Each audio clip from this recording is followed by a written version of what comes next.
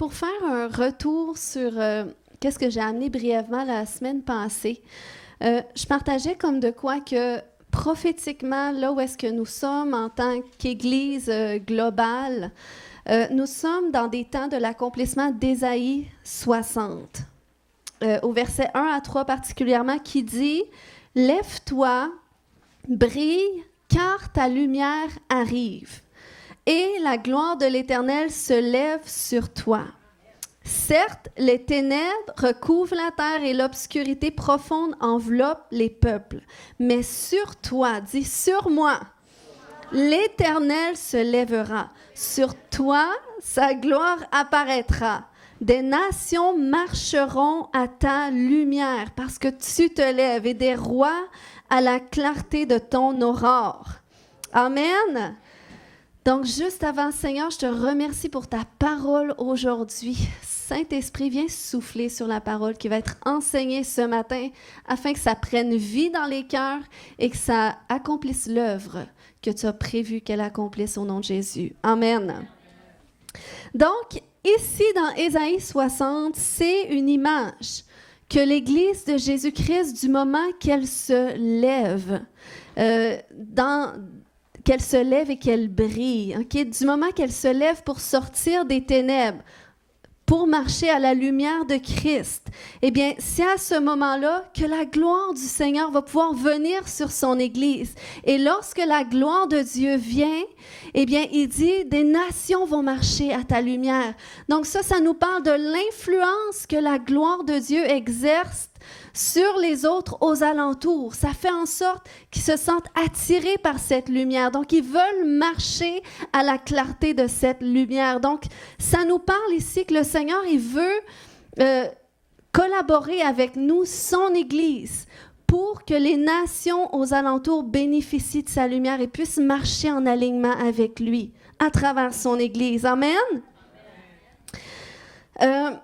Et la semaine passée, je parlais particulièrement que nous sommes appelés à donner un modèle d'exemple aux alentours dans divers sujets, mais ici, mon emphase à travers ce message, c'était particulièrement la famille, parce qu'on sait que les familles sont tellement en souffrance, tout ce qu'on entend aux nouvelles, c'est terrible, les tragédies qui se produisent. Mais la solution, c'est qui la solution? C'est Jésus-Christ. Puis Jésus-Christ a délégué son autorité à son Église sur la terre pour amener son règne. Amen. Puis, de quelle façon est-ce qu'on peut exercer une influence pour la reconstruction ou la réconciliation des familles? Eh bien, un élément clé sur lequel je mets l'emphase à travers ce message, c'est à travers ce modèle d'exemple de famille que nous, en tant qu'Église, on va pouvoir amener à la société. Parce qu'il y a quelque chose à comprendre qu'on peut déjà établir dans la maison de Dieu qui va avoir des répercussions à l'intérieur de nous. Parce que c'est Jésus lui-même qui a fait cette prière un jour dans Jean 17, 21 en disant à Dieu le Père avant qu'il quitte, il a dit « Je prie qu'ils soient un, ensemble, comme nous sommes un, toi et moi. » Donc, on parle de modèle de famille dans le sens de l'unité qu'on est appelé à exprimer les uns avec les autres. Le Seigneur désire voir une Église unie. Amen. Il désire venir chercher une épouse qui va être unie comme lui. Il est uni avec elle. Amen. On est une seule chair avec Jésus. Eh bien, il désire qu'on soit un aussi, les uns avec les autres. Donc, on peut y parvenir d'un endroit d'amour qui se vit avec le fondement de la révélation que nous sommes tous des fils et des filles de Dieu. Amen. Ça, c'est la base qui peut nous permettre de reproduire ce modèle-là d'unité. Parce que sans Jésus, c'est impossible, avec nos différences et tout ça. Mais avec comme fondement que nous sommes tous un enfant de Dieu à part entière. Donc, quand on s'unit à Jésus, on expérimente ce qu'on appelle la nouvelle naissance. On devient né de Dieu. Et vu qu'on devient fils ou fille de Dieu, on devient aussi frères et sœurs les uns avec les autres. Amen. Donc, c'est pour ça que dans le royaume des cieux, il n'y a personne qui est plus grand qu'un autre. Même Jésus a dit, le plus grand parmi vous va être le serviteur de tous. Donc, le Seigneur, il ne juge pas les choses à la façon humaine ou au regard comme nous, on peut le faire humainement. Mais Dieu voit les cœurs. OK? Puis, il désire qu'on soit à cet endroit d'unité. Le pasteur Randy Needham a dit « Quand tu trouves la famille avec laquelle tu es appelé à marcher, tu trouves ta destinée. » Amen, parce que tu ne portes pas ta destinée à toi seul. Ta destinée est connectée à une famille spirituelle. C'est pour ça qu'on a besoin les uns des autres. Et lorsqu'on est connecté de façon intergénérationnelle, où est-ce qu'il n'y a pas que des fils et des filles, mais il y a aussi des pères et des mères, eh bien, c'est là qu'on peut recevoir la bénédiction qui vient avec. OK? Puis, une famille spirituelle, ça fait partie des promesses que Jésus a fait à ceux qui le suivraient. Il avait dit dans Marc 10, 29, 30, je vous le dis en vérité, il n'est personne qui, ayant quitté à cause de moi et à cause de la bonne nouvelle sa maison ou ses frères ou ses sœurs ou sa mère ou son père ou ses enfants ou ses terres, il ne dit pas ses maris, ses femmes, mais bien la famille autour ne reçoivent au centuple présentement dans ce siècle-ci des maisons, des frères, des sœurs, des mères, des enfants. C'est où est-ce qu'on trouve ça? C'est à travers la famille de Jésus. Et des terres avec des persécutions et dans le siècle à venir la vie éternelle. Mais il dit qu'ils reçoivent au centuple. Et c'est le désir de Dieu. Lorsqu'il a créé l'homme sur la terre, il a dit, voici maintenant, allez, multipliez-vous, remplissez la terre, assujettissez-la, dominez sur la terre. Amen. Donc, c'est le même concept du point de vue spirituel. Quand on vient à Jésus, il désire qu'on puisse à nouveau restaurer son règne sur la terre, qu'on puisse régner sur la terre avec lui et qu'on puisse se multiplier, faire des fils et des filles. Vous êtes avec moi? OK. Donc, ce matin, 2 éléments concernant les bénéfices de vivre l'Église avec la mentalité d'une famille. Premièrement, c'est que ça restaure la position des fils et des filles.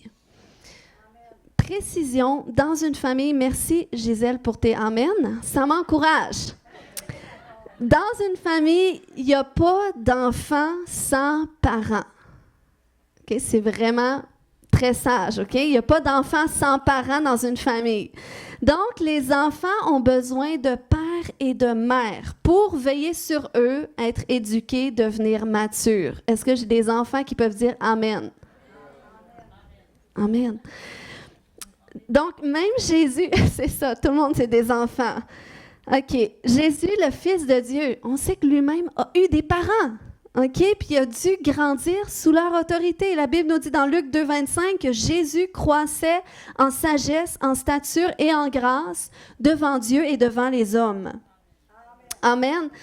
Donc, si je vous dis ça, OK, c'est parce que dans un premier temps, Dieu vous a destiné tous et chacun à être des pères et des mères spirituels pour des gens. OK? On sait que la Bible nous dit que la création souffre après la révélation des fils et des filles de Dieu. Mais les fils et les filles de Dieu sont appelés à être des pères et des mères pour cette génération en souffrance. Mais si on veut être à cet endroit d'être des pères et des mères, ça doit commencer à cet endroit où est-ce qu'on est fils et filles. OK? Puis, moi, personnellement, un jour, parce que j'avais un esprit orphelin, eh bien, j'avais un esprit orphelin. Pourquoi? Parce que j'ai vécu du rejet de mon père. Je n'avais pas de papa présent quand j'étais petite. Fait que ça a créé en moi une mentalité orpheline, mais j'avais vraiment un esprit orphelin. J'avais besoin d'être délivrée. Puis, ce qui faisait en sorte que j'avais du mal à être fille. Je ne savais pas c'était quoi être une fille, parce que je n'avais pas connu c'était quoi être un père. Puis, plus tard, quand le Seigneur me joint à une famille chrétienne, à ma famille spirituelle, eh bien, c'est le papa Jean Turpin qui est devenu une sorte de père spirituel. Mais j'avais du mal à me voir fille de ce père-là. J'avais du mal à accepter cette place-là. Pourquoi? Parce que cet esprit orphelin m'empêchait de comprendre que j'étais d'abord et avant tout la fille de Dieu. Okay? Je savais qui j'étais en Christ. Je connaissais mon identité en Christ. Mais mon identité en tant que fille, eh bien, ça, c'était différent. Je n'avais pas saisi quelle place que j'avais auprès de Dieu. Donc, ça se manifestait dans ce manque de savoir comment être une fille maintenant des pères spirituels que Dieu met sur ma vie. Donc, ça me mettait dans une position que c'est comme si je plaçais des attentes sur eux qui ne parvenaient pas à remplir. Puis c'était des attentes vraiment personnelles que même j'exprimais pas. Tout ça était à l'intérieur de moi. J'avais des attentes par rapport à ce à quoi ça devrait ressembler un père. Donc, parce que c'était pas comme qu'est-ce que moi j'avais conçu, eh bien, j'avais du mal à vraiment engager mon cœur dans cette relation-là, dans cet alignement spirituel. Donc, ce qui faisait en sorte que j'avais du mal à bénéficier aussi vraiment de cet alignement puis me voir comme une fille. Jusqu'au jour où est-ce que le Seigneur, dans sa bonté, lui savait, donc il m'a délivré de cet esprit que j'avais. De la façon qu'il m'a délivré, c'est en chassant cet esprit, bien sûr, mais c'est aussi à travers cette révélation que je suis la fille bien-aimée de Dieu, en qui il a mis toute son affection. Et j'ai compris que cette révélation-là, c'est la base de tout, qui suffit pour venir combler ce désir intérieur, d'être reconnu, cette affection qui me manquait à l'intérieur de moi à cause du rejet de mon père. Donc, Dieu devait venir le combler lui-même parce qu'un homme ou une femme ne peut pas venir combler le manque-là qu'on a à travers nos blessures. On a besoin que Dieu vienne faire cette œuvre-là en nous. Puis ça, c'est quelque chose d'important parce que quand on a un esprit orphelin ou une mentalité orpheline, on va être à cet endroit où est-ce que même nos parents biologiques, si on n'a pas passé par des processus de guérison, on va être encore dans une mentalité d'attente de ce à quoi ils devraient faire pour nous. Puis ils ne parviendront pas à le faire. Pourquoi? Parce qu'on est blessé et eux ne changeront pas nécessairement. Donc, c'est nous qui avons besoin d'un changement dans notre cœur. Donc, c'est ce que Dieu est venu faire dans ma vie. Et à partir du moment que j'ai été délivrée, eh bien là, j'ai pu voir la beauté puis le privilège que j'avais, des gens que Dieu a placés sur ma vie dans cette position de père et de mère. Et j'ai pu m'aligner avec eux et parce que j'ai vu et j'ai reconnu que combien Dieu les avait placés dans cette position, j'ai reçu la bénédiction qui venait avec. Amen. Donc, si on veut être des pères et des mères spirituelles, on doit d'abord et avant tout apprendre à être des fils et des filles. Et ça commence en étant réalisant que nous sommes fils et filles de Dieu. Que Dieu nous aime autant que Jésus. Jésus avait dit, tu leur as donné, en parlant à Dieu, il dit, tu leur as donné la gloire que tu m'as donnée parce que tu les as aimés comme tu m'as aimé. OK? Donc, Dieu nous aime autant que Jésus. Oui, il nous aime en Jésus. C'est à cause de Jésus qu'il nous aime autant. Mais à la base, il nous aimait autant. C'est à cause de la nature du péché qu'on avait une séparation avec Dieu. Mais vu que Jésus est venu briser cette séparation, on a plein accès à l'amour du Père. Donc, il nous aime pas seulement en Jésus. C'est pas juste parce qu'il te voit en Jésus, mais c'est de comprendre qu'il te voit parce qu'il veut te voir. Il te considère vraiment en tant que personne. Amen. Alors, c'est important, OK, de réaliser que oui, à la base, nous sommes fils et filles de Dieu, mais Dieu veut aussi nous connecter à des pères et des mères spirituels. Il ne veut pas qu'on soit seul et orphelin. Jésus, on sait, Jésus avait dit, je ne vous laisserai pas orphelin, je vais vous envoyer un consolateur, le Saint-Esprit, qui va être avec vous. Mais ce n'est pas tout. Dieu veut nous connecter avec une famille. Parce qu'il dit, du moment que tu acceptes Jésus dans ta vie, eh bien, tu deviens un membre au sein du corps de Christ. Donc, si tu n'es pas connecté au corps, tu ne sers de rien. Donc, tu as besoin de te connecter à une famille en Jésus. OK? Puis, ton père ou ta mère spirituelle, ça peut être parfois, ça dépasse. C'est un alignement spirituel. C'est pas nécessairement la personne qui t'a amené à Jésus, mais ça peut être la personne qui t'a amené à Jésus. Quand je parle de père et de mère spirituelle, c'est d'avoir cette connexion avec quelqu'un où est-ce que tu peux bénéficier de sa maturité, de son expérience, puis que la personne peut être à cet endroit où est-ce qu'elle peut prier pour toi, où est-ce qu'elle peut t'encourager, où est-ce qu'elle peut t'aider à grandir spirituellement, comme un parent fait envers un enfant. Donc, ça, c'est possible de trouver des connexions comme ça à travers l'Église. Puis, évidemment, le pasteur a ce rôle-là, parce que la Bible le compare aussi au berger. Donc, il y a ce rôle-là de veiller sur le troupeau, de veiller sur les gens, c'est ça, de les protéger, de les aider à grandir. Donc, ça, c'est important que tu le reconnaisses, que tu n'es pas seul. Dieu a placé sur toi des pères et des mères. Maintenant, il faut que tu les reconnaisses, puis que tu sortes de cet endroit, parce que l'ennemi essaie toujours de nous séparer, surtout quand on vit des choses difficiles. Quand que tu fais quelque chose que tu n'aurais pas voulu faire, tu tombes dans le péché, peu importe, eh bien, l'ennemi, il veut mettre la honte sur toi. Il veut t'isoler. Mais nous, on doit apprendre à sortir de l'isolement, à réaliser que non, tu sais, c'est pas grave. Peu importe si je tombe, la Bible dit, 7 fois le juste tombe, il va se relever. OK? Donc, on tombe, on se relève. Puis, ça nous aide dans notre marche lorsqu'on a des personnes de référence qui peuvent croire en nous, qui peuvent voir qu'est-ce que Dieu veut faire avec nous et qui peuvent nous encourager sur cette voie. Donc, un autre bénéfice de vivre l'Église avec la mentalité d'une famille, c'est que ça restaure la position des pères et des mères. OK? Plus qu'on développe l'honneur dans un concept de famille, selon la reconnaissance de la position d'autorité de chacun, plus que ça va créer un climat d'unité. Tandis que le contraire va tendre à amener le désordre et installer une guerre de pouvoir. Donc, parfois, c'est très sournois, mais c'est une des raisons pourquoi, des fois, il y a des tensions et des conflits. On doit réaliser quelle est notre position. Nous sommes tous égaux les uns des autres.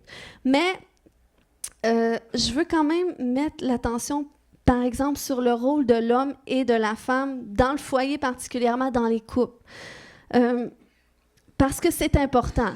Okay? On veut donner un modèle. On veut que l'Église de Jésus-Christ puisse donner un modèle aux nations, aux alentours. Mais pour ça, il y a des principes qu'on doit apprendre à mettre en application, oui, dans l'Église, mais aussi dans nos foyers, lorsqu'on sort de l'Église.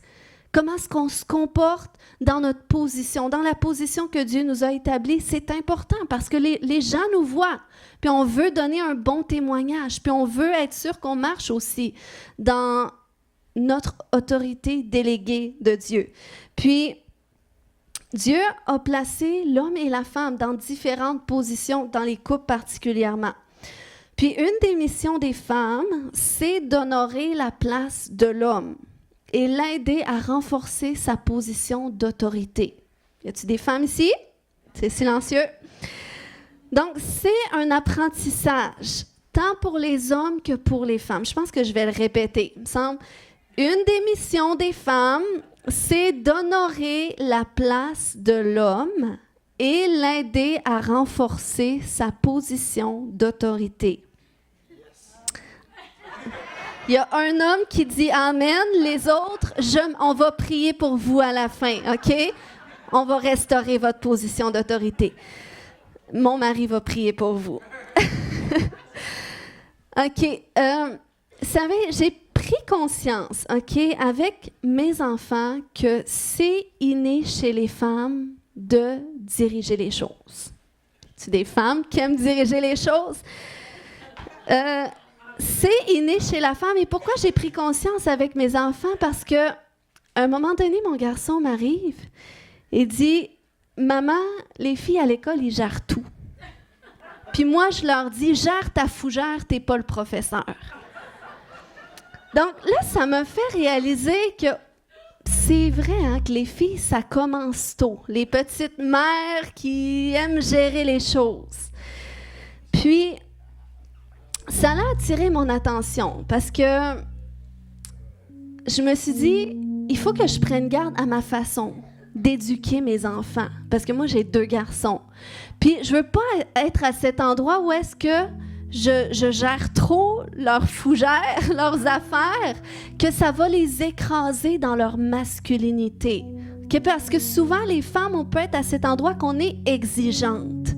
Puis, si un homme prend moindrement pas sa position d'autorité, eh bien, ça peut écraser l'homme dans son autorité. Amen. Donc, tu as ces garçons qui vont être comme mon fils, qui vont dire « Femme, gère ta fougère ». Ils vont prendre leur place. Mais tu as ces hommes qui, à force de se faire comme tasser, eh bien, ils vont finir par se retirer. Un homme qui se retire, souvent, il se ferme la bouche et il ne parle plus. Donc, c'est ce qui se produit quand une femme prend trop de place. Puis, beaucoup d'hommes que je rencontre en relation d'aide qui sont du style passif. Souvent, c'est des hommes qui ont eu un modèle de mère qui était très exigeante, qui gérait bien, très, très bien les choses. Puis, ça a créé en eux cette mentalité un peu, de retrait. Puis souvent, c'est des hommes, parfois, qui vont avoir une femme qui va ressembler à leur mère. Donc, une femme qui prend beaucoup de place, qui est très exigeante aussi. Donc, ce qui amène ces hommes dans une sorte de passivité. Puis c'est important ici, parce que ça s'exprime aussi dans la vie spirituelle d'un homme. Parce qu'un homme qui n'a pas appris à prendre sa position d'autorité, eh bien, il va avoir du mal aussi à la prendre en Jésus-Christ, en tant qu'homme de Dieu. Puis je crois que plus que nous, les femmes, on aide les hommes à renforcer leur position d'autorité en leur donnant la confiance aussi qu'ils ont besoin. On est là pour bâtir la confiance. Lorsqu'on est une épouse particulièrement, eh bien, c'est notre rôle. Puis c'est ce qui aide l'homme à prendre sa place. Et lorsqu'un homme prend sa place dans la vie, eh bien, il est plus en mesure aussi de la prendre spirituellement, sa place. Et ça, c'est important parce qu'on ne veut pas être une église juste de femmes. On veut voir des hommes. C'est pas parce qu'il y a une femme pasteur ici qu'il n'y a pas une place pour les hommes aussi. Il y a autant une place pour les hommes. Amen. Donc, je partage quelques bases ici parce qu'on est là pour restaurer le modèle de la famille. Donc, la Bible dit dans Éphésiens 5:23 que le mari est le chef de la femme. Comme Christ est le chef de l'Église, qui est son corps et dont il est le sauveur. Donc, si le mari est le chef de la femme, c'est que la femme doit laisser une place de gouvernance au mari. OK? Elle doit laisser cette place à son mari où est-ce qu'il peut être écouté, où est-ce qu'il peut être célébré, où est-ce qu'il peut être considéré. Amen. Puis, ça ne veut pas dire que la femme se retire et se dépouille de toute place. Non, chacun a leur place qui sont très importantes, qui peuvent même être complémentaires. Donc, chacun a leur rôle, mais on doit, parce que là, on parle d'autorité déléguée. On veut marcher dans l'autorité déléguée de Jésus sur la terre. Eh bien, dans le foyer, l'autorité déléguée comme chef, eh bien, c'est l'homme. Donc, c'est important parce que si une femme marche dans l'autorité de l'homme ou qu'un homme marche dans l'autorité de la femme, là, on n'est plus dans l'autorité, mais on est dans le contrôle. Et c'est à cet endroit qu'il peut y avoir des abus de pouvoir, abus spirituels, abus psychologiques de toutes sortes. Donc, c'est pour ça qu'on doit réaliser la place que l'homme a et la femme que l'homme a et chacun réaliser qu'on a une position d'autorité extraordinaire et on veut marcher dans notre grâce. OK? Parce que c'est ce qui s'est produit, c'est le contraire plutôt qui s'est produit dans le couple de Jézabel et d'Akab. OK? Parce que Akab et Jézabel, c'était un couple du temps... Akab, c'était un roi en Israël, du temps du prophète Élie. Puis, parce que Akab ne marchait pas dans son autorité déléguée de Dieu comme chef du peuple et comme chef de sa femme, eh bien, sa femme, elle a pris les rênes pour être le chef à sa place. Donc, le chef de son mari et le chef du peuple aussi. Et qu'est-ce que ça l'a fait? C'est que ça l'a amené le chaos. Puis, je crois que c'est pour ça aussi, comme je disais tout à l'heure, qu'il y a des hommes qui souffrent de passivité. Parce que Akab, c'était un peu son cas. Il a représenté un modèle d'homme faible. Et souvent, les modèles d'hommes faibles, c'est des hommes qui vont être plus tendance passif. Pourquoi? Parce qu'ils ont appris à laisser leur place à la femme. Mais c'est là qu'on marche dans du désordre. Mais si on veut restaurer un modèle de famille qui représente Christ, où est-ce que la place de l'homme et son autorité, elle est renforcée par la femme? Amen. Eh bien, c'est là qu'on va pouvoir démontrer un modèle, justement, qui représente davantage le Seigneur. Donc, nous, les femmes, c'est important, on ne veut pas être des Jézabel qui vont dépouiller l'homme de leur autorité. Il y a des hommes, à cause de la maman, qui ont eu des fois à cause des blessures, peu importe, je ne rentre pas là-dedans ce matin, eh bien, ils laissent plus la place aux femmes. Des fois, c'est parce qu'ils manquent de confiance en eux. Mais nous devons être de celles qui vont bâtir leur confiance, qui vont dire « Homme, prends ta place ». Amen. Donc, on ne veut pas être des Jézabel, mais on veut être des Déborah. Parce que c'est des femmes similaires, mais c'est des femmes qui n'étaient pas dans le même alignement spirituel, dans le sens que Déborah, c'était une femme de tête. C'était une prophète et aussi une chef en Israël. C'était une gouvernante. Mais malgré sa position d'autorité sur le peuple, elle était la femme de monsieur. Et elle honorait la place de l'homme. Donc, quand tu es une Jézabel, c'est que tu es à cet endroit où est-ce que tu as une mentalité d'orpheline. Tu n'as pas besoin de personne. Tu veux tout décider, tout contrôler. Mais quand tu as une mentalité de Déborah, eh bien, tu es une femme de tête. Tu es une femme qui est capable de diriger les choses. Tu es une femme de vision. Tu es une femme qui est capable, qui a une voix. Mais tu es une femme qui laisse les autres dans leur position. Comme Déborah avait dit... c'était à Barak, le chef de l'armée, elle avait dit « Une parole de Dieu, l'Éternel te livre.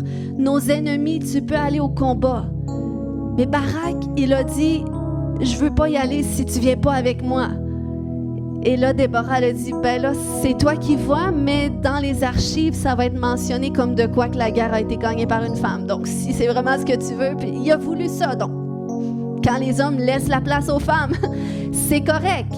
Mais c'est toujours dans un endroit d'honneur, de position. C'est pas d'un endroit d'amour, pas d'un endroit où est-ce que c'est une guerre de pouvoir, qu'on veut prendre les rênes, qu'on veut décider, on veut gérer les choses. Non, on veut faire la volonté de Dieu et on veut être dans le bon alignement spirituel avec Dieu. On veut marcher dans notre autorité déléguée par Dieu, dans notre autorité de femme quand on est une femme et dans notre autorité d'homme quand on est un homme. Amen. Donc, Dieu accorde une grâce d'autorité aux hommes qui aiment et honorent leurs femmes. Éphésiens 5:28 nous dit « Voilà comment chaque mari doit aimer sa femme, comme si elle était son propre corps. » Amen. J'ai plus de femmes que d'hommes ce matin, je crois. Ainsi, celui qui aime sa femme s'aime lui-même. Donc, lorsqu'un homme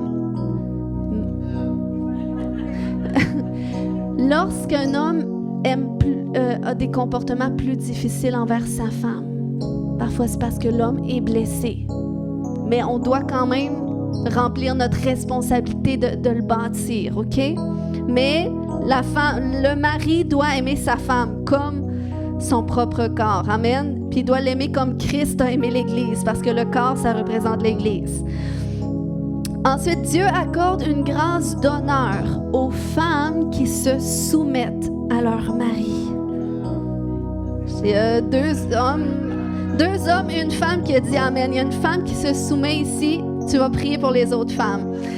Éphésiens 5, 24 nous dit, mais tout comme l'Église se soumet à Christ, que les femmes aussi se soumettent en tout à leur mari.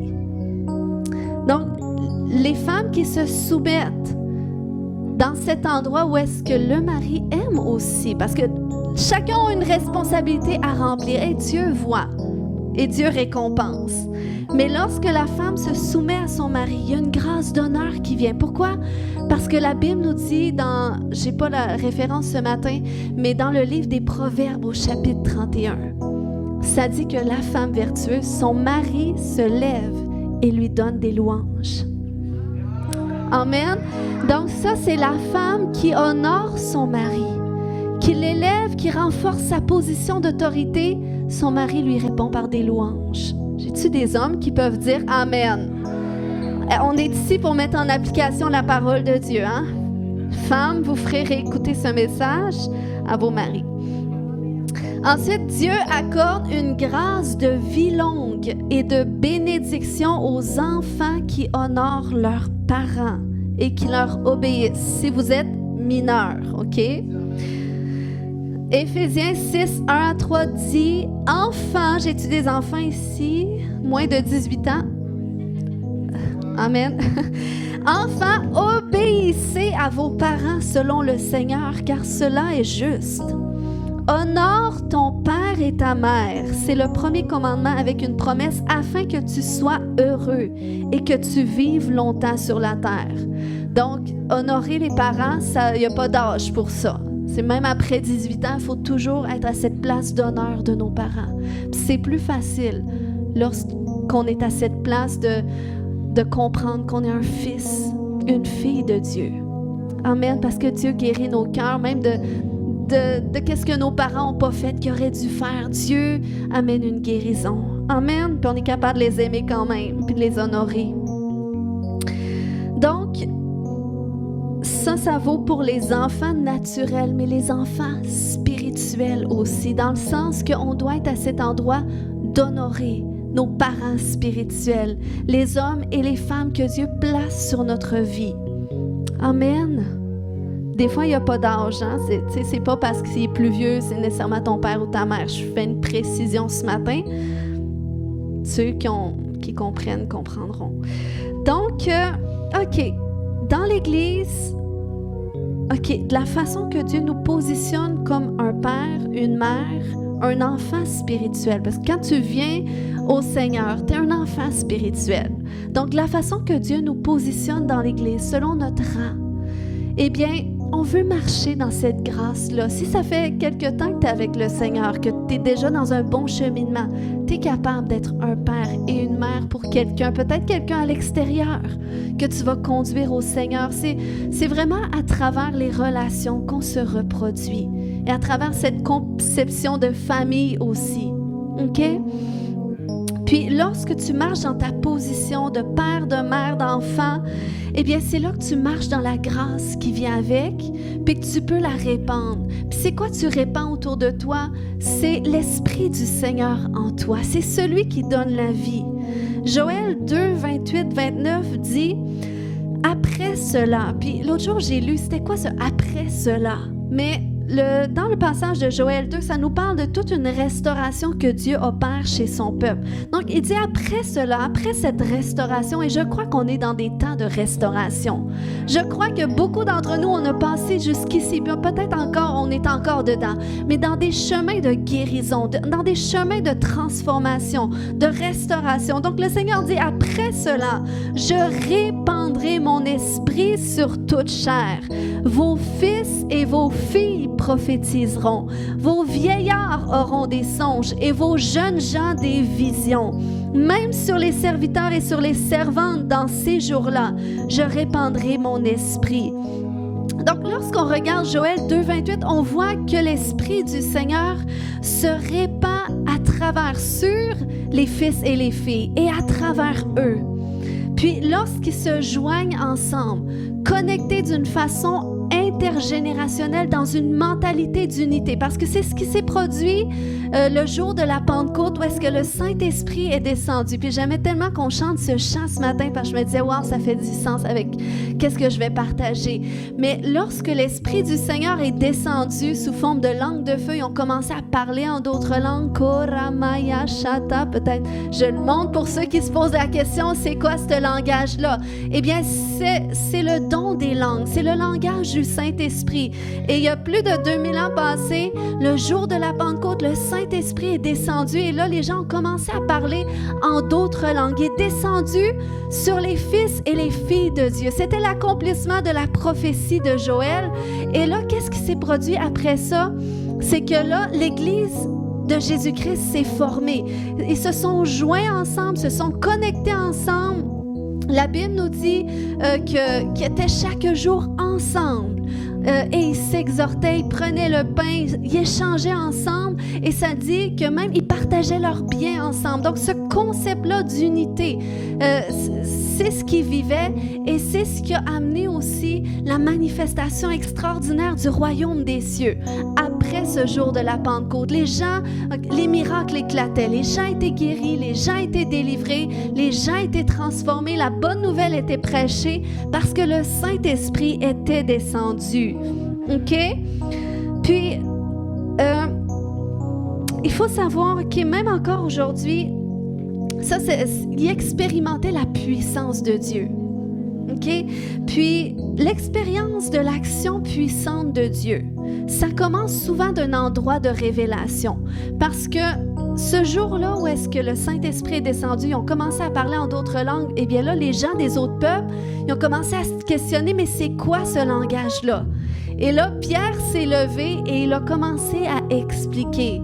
Et là, ça nous dit qu'il y avait 3000 hommes qui étaient là.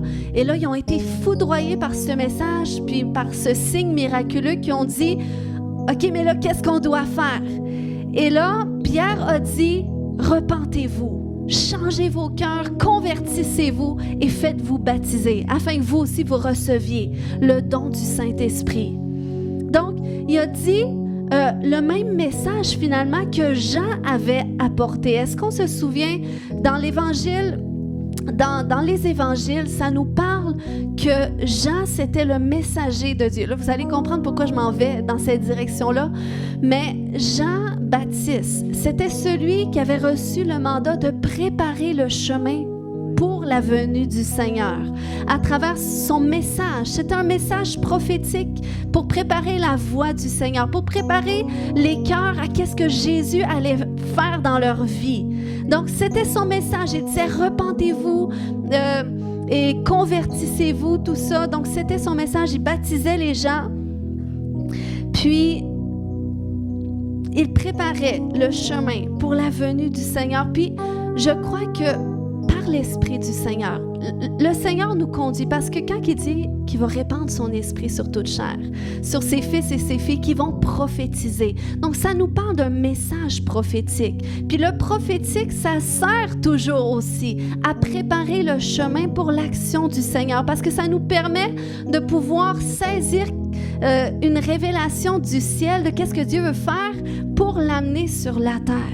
Donc, il dit que c'est le Saint-Esprit, cet esprit qui répand sur nous, l'esprit de prophétie pour préparer le chemin du Seigneur.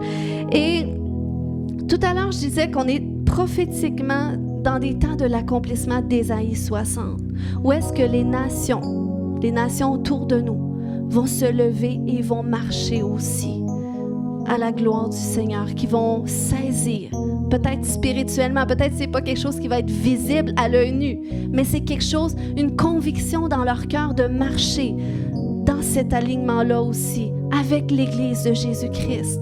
Et si je vous dis ça, c'est simplement pour vous dire que c'est un message prophétique. Lorsqu'on met en application, si on cherche à mettre en application ce message-là de dire, eh bien moi, je veux restaurer ce modèle de famille, c'est quelque chose que je veux adapter à ma propre vie. C'est quelque chose que je veux adopter dans ma famille. C'est quelque chose que je veux vivre dans l'Église.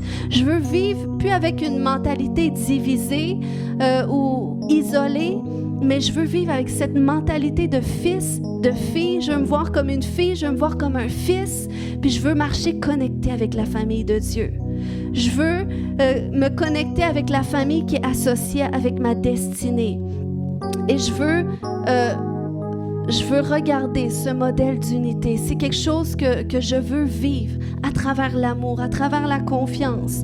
Donc, si c'est ça que tu fais, eh bien, ça va préparer le chemin pour la restauration des familles aux alentours, pour la réconciliation. Parce que c'est l'onction que Jean portait. Jean était destiné à préparer le chemin pour la venue du Seigneur. Mais Jean portait cette onction pour la réconciliation. Et ça, c'est la Bible qui nous dit ça, parce qu'il portait le même type d'onction qui était sur la vie d'Élie, le prophète. La Bible parle de Jean dans Luc 1:17 en disant « Il marchera devant Dieu avec l'esprit et la puissance d'Élie pour ramener le cœur des pères vers les enfants et les rebelles à la sagesse des justes afin de préparer au Seigneur un peuple bien disposé. » Nous sommes dans ces temps, encore aujourd'hui, que le Seigneur veut ramener le cœur des pères vers les enfants. Et c'est ça mon message. Ça commence dans l'Église de Jésus-Christ, de réaliser je suis une fille, un fils. J'ai ma place. Le Seigneur me connecte avec des parents spirituels et je veux honorer cette position dans ma vie. Je veux être connectée et je veux aussi vivre cette réconciliation autour de moi. Donc, c'est cette onction qui était sur la vie de Jean, l'onction qui était sur la vie d'Élie. Puis Élie, si on se souvient, c'était le prophète qui a confronté Jézabel. Cette dame qui, à cause de son idolâtrie et de son abus de pouvoir. Donc, vous voyez le type de restauration que le Seigneur veut amener, puis c'est pour ça que j'amène ce message-là. J'espère que c'est clair ce matin. Mais Élie portait cette onction pour la réconciliation, mais pour vraiment pouvoir amener la volonté du Seigneur par rapport à travers la réconciliation, il a dû confronter l'esprit de Jézabel. Il a dû confronter cet esprit qui justement ne respecte pas l'autorité déléguée. Cet esprit qui cherche à abuser des autorités pour avoir le pouvoir. Et ça, c'est important. Il faut que nous, on sorte de ça. Et je crois qu'il y a une réconciliation que Dieu veut déverser aujourd'hui dans nos cœurs, de façon prophétique, associée à cette révélation que nous sommes fils et filles de Dieu, puis aussi pour nous permettre d'avoir un sentiment d'appartenance à sa famille. Puis cette réconciliation commence à travers une guérison qu'on expérimente à travers des fois des souffrances qu'on a pu vivre avec nos pères et nos mères biologiques. Alléluia. Puis lorsqu'on le fait, lorsqu'on marche dans cette réconciliation, la Bible nous dit qu'à notre tour, on porte le ministère de réconciliation. Dans 2 Corinthiens 5:18, ça dit « Tout cela vient de Dieu qui nous a réconciliés avec lui par Christ et qui nous a donné le ministère de réconciliation. » Donc, ce ministère de réconciliation, c'est ce que les gens autour de nous ont besoin. C'est ce que les familles autour de nous ont besoin. Puis du moment que tu es réconcilié avec Dieu dans ta position, tu peux être réconcilié avec les autres autour de toi. Amen. Tu peux être réconcilié avec ta famille puis marcher en unité. Alléluia. Donc ce matin, on va prier. Nous allons prier puis j'aimerais qu'on se lève ensemble. Pas tout de suite. Je veux prier ce matin puis dans la façon que j'ai à cœur de prier ce matin, c'est vraiment par rapport à tous les dommages que les abus ont pu faire. Et quand je parle d'abus, c'est tout type d'abus qui existe. Les ravages que ça fait dans l'âme. Parce que cette semaine, j'ai rencontré quelqu'un justement pour un ministère de délivrance. Puis, c'est pas quelqu'un d'ici. Cette dame-là, tout allait quand même bien dans sa vie. Elle dit, je veux juste comme m'assurer, je veux juste qu'on se rencontre, je veux juste aller voir s'il peut y avoir quelque chose. Mais elle dit, j'ai fait énormément de travail, fait que je pense que tout est correct. Puis c'est quelqu'un qui était... Elle a fait beaucoup déjà de relations d'aide avant, donc elle était quand même assez bien, généralement en elle-même. Mais elle commence à me raconter son histoire.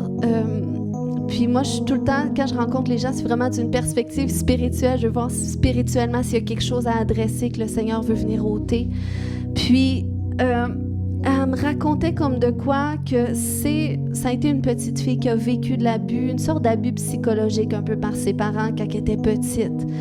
Puis, après ça, une forte abus psychologique par son père, puis elle avait quand même sorti de tout ça, été guérie, mais quand même, c'était le mot qui ressortait. Après ça, elle a vécu un abus sexuel d'un de ses cousins. Puis après ça, elle me raconte un autre abus. Plus tard, elle a adopté des filles. Puis ces filles se sont retournées contre elle, puis vraiment des comportements abusifs, très abusifs envers elle. Puis après ça, ses beaux-parents, sa belle-mère, comportements abusifs. Fait que même si c'était une fille qui était très bien, j'ai dit, tu vois, avec toute ton histoire que tu me racontes, moi, qu'est-ce qui ressort pour moi? C'est vraiment abus. Tu vois comment est-ce que l'ennemi, il cherche à renforcer ce cycle sur ta vie pour t'empêcher de vraiment rentrer dans ta destinée. Parce que c'est ce que l'ennemi veut faire. L'ennemi veut perpétuer des cycles sur notre vie, puis dès que tu as commencé à vivre un abus dans ton jeune âge, quel que soit l'abus, eh bien, parfois l'ennemi va chercher à faire renforcer ce cycle qui va t'empêcher de vraiment être qui tu es, qui va chercher à éteindre des parties de ton âme, qui va chercher même à éteindre ta voix.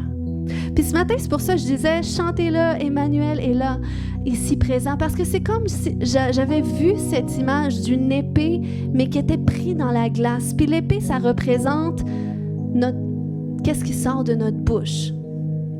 C'est ce que ça représente dans la parole.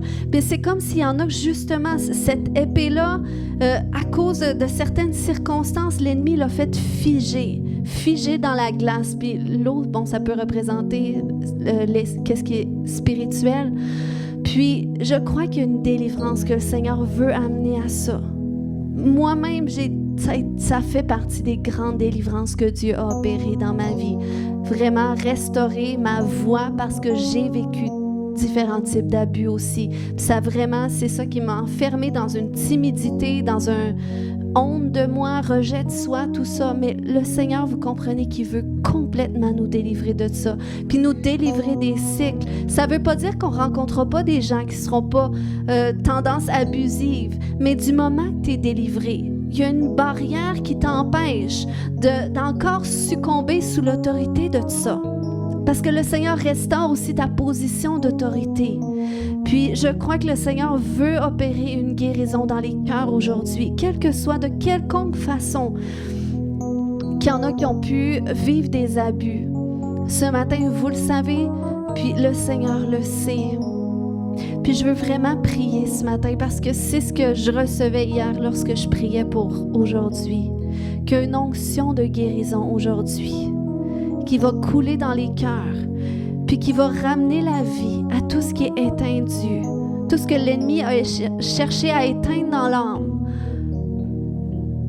Alléluia, Saint-Esprit. Si ce matin, il y en a qui se sentent concernés par ça, vous pouvez mettre votre main sur votre cœur et je vais prier. Kaya shoreke maya shonte, koya shatadayan shoroko. Alléluia. Alléluia, Seigneur Jésus. Kaya shonto. Merci, Seigneur, pour ton huile de guérison qui coule ce matin dans les cœurs par rapport à toute forme d'abus. Là où est-ce que l'ennemi a cherché à enfermer tes enfants, dans le rejet de soi, honte de soi, dans la peur de l'homme. Alléluia, dans le nom puissant de Jésus. Je viens briser le pouvoir de l'ennemi sur chaque personne maintenant. Je viens briser ton pouvoir à travers toutes ces circonstances difficiles que tu as perpétuées jusqu'à aujourd'hui. Alléluia, je vais lier tous les esprits qui ont pu rentrer à travers ces blessures, à travers ces abus psychologiques, abus spirituels. Au nom puissant de Jésus, et je commande à ces esprits maintenant, ces esprits d'oppression et de mensonge, de te quitter maintenant dans le nom de Jésus. Koya shoreke mama ya shoto. Koya chanta, là où est-ce que tu as été rejeté, là où est-ce que tu as été rabaissé, peut-être même par tes parents, puis ça a renforcé une mentalité où est-ce que, qui t'empêche de prendre ta place, qui fait que tu te rejettes, tu t'isoles. Dans le nom de Jésus, j'ai brisé maintenant cette prison spirituelle. Au nom de Jésus, je déclare que tous les esprits qui te tenaient captif te quittent maintenant dans le nom de Jésus. Alléluia. Alléluia. Je libère une guérison, une liberté totale ce matin dans le nom puissant de Jésus. Et là où est-ce que ça a même laissé des esprits de contrôle rentrer, je leur commande de te quitter, esprit de contrôle et d'abus. Dans le nom de Jésus, je vous commande de quitter maintenant. Alléluia. Alléluia, libérez maintenant, libérez maintenant. Peut-être ça l'a mis en vous une mentalité même exigeante envers les autres, envers vos enfants, parce qu'on a été difficile avec vous. Mais le Seigneur veut vous libérer parce que ça amène une fatigue même dans votre corps. Koremaya shoto, koya shoto, libère, libère, libère, libère. Libère, koya shore baba baba baba baba yanto. Libère, libère, libère, koya shore mata. Alléluia, alléluia, alléluia. Koya shore kemata, koya shanta. Je déclare que l'onction du Saint-Esprit ce matin vient ramener la vie. Viens ramener la vie dans ton âme là où est-ce que c'était éteint. Alléluia. Et il y a une conscience de Dieu plus profonde qui est ranimée. Il y a une conscience de son amour plus profonde qui est ranimée ce matin. Alléluia. Et il y a une révélation plus profonde de l'amour qu'il éprouve pour toi. Dieu dit, je t'ai aimé depuis le début. Je t'ai aimé depuis le début. Kaya shoroko. Et même dans ces difficultés, j'étais avec toi. J'étais avec toi. Kaya shoto, et je les nettoie de toi pour ne plus que tu les portes. Tu ne porteras plus ces marques d'abus. Je viens les effacer de toi. Le sang de Jésus efface ces marques ce matin afin que tu ne te regardes plus dans le miroir selon ces expériences, ces paroles que tu as reçues, peut-être même cette violence qu'on te fait subir. Tu ne seras plus à cette place de protection, de défensive. Koya shore bakata. Au nom de Jésus, je déclare que ta position de fils et de fille à papa, elle est restaurée. Elle a toujours été là. Depuis que tu es une face informe et une masse informe et vide, alléluia, tu appartenais à Dieu. Et ce sentiment d'appartenance, cette connexion avec Dieu, elle est pleinement restaurée aujourd'hui. Au nom de Jésus, est-ce que tu peux entendre sa voix qui te dit « Tu es mon fils bien-aimé, en qui j'ai mis toute mon affection. Tu es ma fille bien-aimée, en qui j'ai mis toute mon affection. » Alléluia. Kore mama yashote. Koya shanta. Père, merci pour cette guérison. Merci pour cette restauration. Kaya shoto. Kaya shoto. Alléluia. Karaka. Et je déclare ce matin que là où est-ce que nous sommes appelés à être des pères et des mères, là où est-ce que tu as positionné aussi des hommes et des femmes dans le foyer, je déclare une restauration de leur position. Je déclare une restructure là où est-ce que c'est nécessaire. Je déclare un repositionnement qui va faire en sorte que chacun va honorer la position de l'autre et que chacun va renforcer la position de l'autre. Au nom de Jésus, Korek et Maya Shanta. Merci, Papa, pour la transformation dans les cœurs. Merci pour cette unité qui est restaurée dans nos foyers, entre les papas et les mamans, entre les parents et les enfants, et l'unité dans ta maison, les uns avec les autres. Nous sommes tous égaux devant toi. Nous avons tous une place unique. Koremaya Shante. Alléluia. Merci Jésus. Merci Jésus. Ce matin, est-ce qu'il y en a qui n'ont jamais donné toute leur vie à Jésus, qui aimeraient faire cette prière pour dire « Seigneur, je veux te donner toute ma vie. » Avoir cette certitude que tu es sauvé, que quel que soit ce qui pourrait t'arriver demain, eh bien, tu sais que tu vas avec Jésus parce que tu lui as donné toute ta vie. Il y a une prière qu'on peut faire pour ça si vous n'avez jamais fait cette prière. Est-ce que des gens ce matin, vous pouvez lever la main? Je prie avec vous. S'il y a des gens qui n'ont jamais fait cette prière, je vois cette main. Amen. Alléluia. Est-ce que vous pouvez vous avancer? J'aimerais prier avec vous.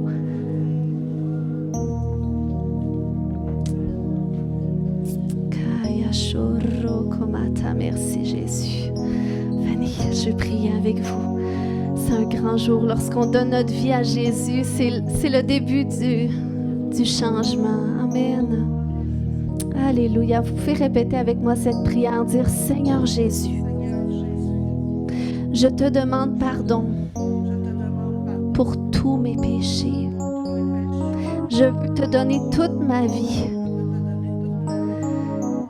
Et c'est pour ça que je t'accueille aujourd'hui dans mon cœur et je t'accepte comme Seigneur et comme Sauveur personnel. Amen. Alléluia. Je prie pour vous. Seigneur, merci que tu les bénis. Père, fais-toi connaître à eux. Fais-les naître de nouveau par ton Esprit Saint.